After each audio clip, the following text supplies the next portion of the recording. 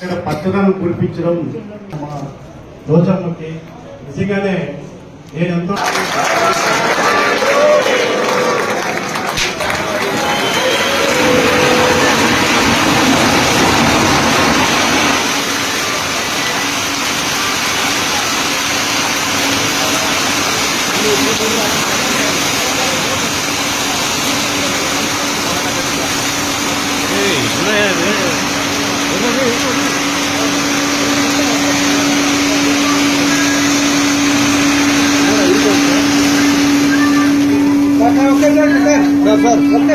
Photo sir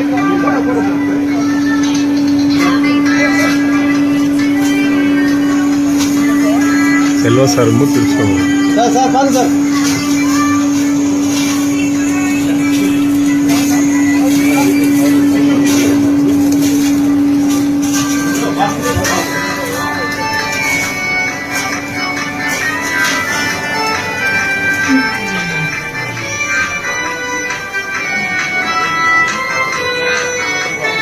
నిత్యం చిరునవ్వుతో అభిమానించేటువంటి నాయకురాలు, నిష్కపటి, ఉన్నది ఉన్నట్టుగా మాట్లాడేటువంటి వ్యక్తిత్వం, 10 మందికి సహాయం చేయాలన్నటువంటి సుగుణం, తప్పును ఎంతకైనా ఎదిరించి నిలబడాలనేటువంటి ఒక గొప్ప తత్వము ఉన్నటువంటి మనిషి. ఏ మాత్రం కూడా అతిశయోక్తి కాదు. అలాంటి మంచి మనిషి రోజా గారికి జన్మదిన శుభాకాంక్షల్ని తెలియజేస్తున్నా. నేను తనకు జన్మదిన శుభాకాంక్షలు తెలియజేయడం కోసమనే అదే పనిగా ఇక్కడికి వచ్చా. మొన్న కూడా కాదు, 2-3 రోజుల ముందే నేను ఎప్పుడు రావాలి అలా రావాలి అని కూడా ఆమెతో చెప్పడం కూడా జరిగింది. అని నాకు వ్యక్తిగా తన మీద ఉన్నటువంటి అభిమానం. వైఎస్ఆర్ కాంగ్రెస్ పార్టీలో ఒక ఫైర్ బ్రాండ్, అధికారంలో లేకపోయినప్పటికీ కూడా ఇప్పుడు కూడా అదే పోరాట పటిమతో